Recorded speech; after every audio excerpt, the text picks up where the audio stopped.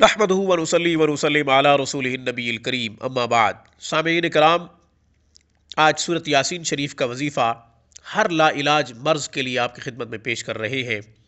مرض جتنا پرانا ہو، مایوس العلاج مریض کے لیے سورۃ یاسین شریف مجرب ہے، بہترین وظیفہ ہے۔ رسول اللہ صلی اللہ علیہ وسلم نے ارشاد فرمایا کہ جب بھی کوئی مریض جس کی مرض بڑھ چکی ہو، اس کو سورۃ یاسین شریف دم کر کے پلاؤ، اللہ جل شانہ شفا دیں گے۔ آپ نے ابھی تک ہمارے چینل کو سبسکرائب نہیں کیا اور ویڈیو کے نیچے ریڈ بٹن پہ کلک کریں، ہمارے چینل کو سبسکرائب کریں، ویڈیوز کو لائک کریں، زیادہ سے زیادہ شیئر کریں، اچھائی کو پھیلائیں۔ اچھائی کا پھیلانا صدقہ جاریہ ہے۔ شاید آپ کے شیئر کرنے کی وجہ سے کوئی دکھی مسلمان وظیفے کو پڑھے، اس کا دکھ دور ہو، آپ کے لیے غیر معمولی اجر لکھا جائے گا، جو آخرت کے دن آپ کے لیے باعث نجات، سبب مغفرت ہوگا۔ آپ ہم سے کوئی سوال کرنا چاہتے ہیں، سوال ذاتی ہو یا پھر کسی وظیفے سے متعلق، آپ ہمیں ای میل کیجئے، ہم سے رابطہ کیجئے، کمنٹ کیجئے۔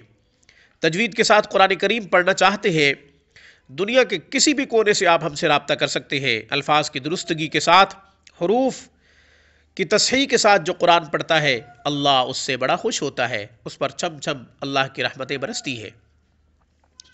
وظیفہ بڑا آسان ہے۔ لا علاج مریض جس کو ڈاکٹروں نے جواب دے دیا ہو، 41 مرتبہ سورۃ یاسین شریف پڑھ کر پانی پہ دم کرے۔ مختلف افراد بھی پڑھ سکتے ہیں، ایک فرد بھی 41 مرتبہ پڑھ سکتا ہے سورۃ یاسین شریف۔ سورۃ یاسین شریف کا ختم بھی 41 مرتبہ ہی سورۃ یاسین شریف پڑھی جاتی ہے اور اس کو ختم یاسین کہا جاتا ہے۔ رسول اللہ صلی اللہ علیہ وسلم کا ارشاد ہے، دن کے شروع میں سورۃ یاسین شریف پڑھ لیا کرو، اللہ جل شانہ دن کی تمام حاجتیں پوری فرمائے گا، تمام امور میں اللہ جل شانہ آپ کی مدد کرے گا۔ کتنی بڑی بات ہے۔ ہر مطلب کے لیے، ہر مراد پوری ہونے کے لیے سورۃ یاسین شریف کا پڑھنا بڑا مجرب ہے۔ سورۃ یاسین شریف کا پڑھنا بڑا مفید ہے۔